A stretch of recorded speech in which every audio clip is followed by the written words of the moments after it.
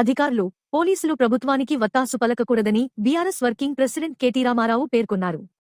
అలా చేసిన వారికి ప్రస్తుతం ఏపీలో ఏం జరుగుతుందో చూస్తున్నారుగా అని అధికారులను హెచ్చరించారు. సిరిసిల్లలో గురువారం ఆయన మీడియాతో మాట్లాడుతూ, అధికారులు కాంగ్రెస్ నేతల్లా, కార్యకర్తల్లా అత్యుత్సాహాన్ని ప్రదర్శించకూడదన్నారు. ఏపీలో ఆల్ ఇండియా సర్వీస్ అధికారులను కూడా సస్పెండ్ చేశారని, ఈ విషయాన్ని గుర్తుంచుకోవాలని సూచించారు. అధికారం శాశ్వతం కాదని, అధికారులు చట్టం ప్రకారం కాకుండా ఇష్టం వచ్చినట్టు చేస్తామంటే ఫలితం అనుభవించక తప్పదని హెచ్చరించారు.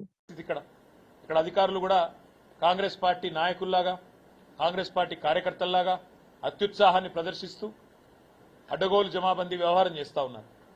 మొన్నటికి మొన్న 54 రేషన్ దుకాణాలు ఇక్కడ మా గతంలో ప్రభుత్వం ఉన్నప్పుడు కొత్త రేషన్ దుకాణాలు పెట్టినాం. చిన్న చిన్న పల్లెలలో, పోతిరెడ్డి పల్లె లాంటి చిన్న పల్లెలో పెట్టినాం.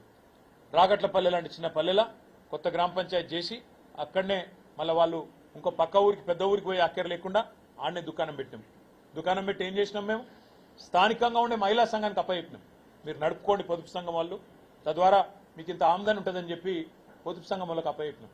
మరి నువ్వేం చేసినావు వచ్చి ఇప్పుడు?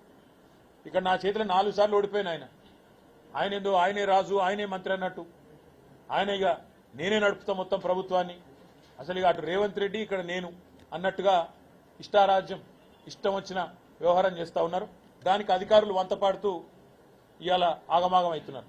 అధికారులకు నేను ఒకటే చెప్తా ఉన్నా, మొన్న ఆంధ్రప్రదేశ్లో ఏం జరిగిందో చూడండి. ఆల్ ఇండియా సర్వీస్ ఆఫీసర్లు కూడా మన సస్పెండ్ అయింది.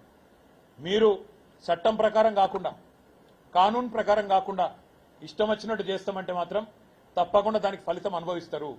ఆల్ ఇండియా సర్వీస్ ఆఫీసర్లే కావచ్చు, పోలీసులే కావచ్చు, ఆర్డీఓలే కావచ్చు, కలెక్టర్లే కావచ్చు, ఎవడే కావచ్చు, తప్పకుండా ఫలితం అనుభవిస్తారు. చట్టం ప్రకారం పనిచేయండి, ఒళ్ళు దగ్గర పెట్టుకొని పనిచేయండి. ఇష్టం వచ్చినట్టు చేస్తామంటే మాత్రం ఊరుకోము. మీకు తెలుసు, మాకు తెలుసు, ప్రజలకు కూడా తెలుసు. మళ్ళా 3.5-4 ఏళ్లలో కేసీఆర్ గారు తిరిగి వస్తారు. మీ సంగతి తప్పకుండా అప్పుడు చూస్తామనే మాట కూడా నేను చెప్తాను.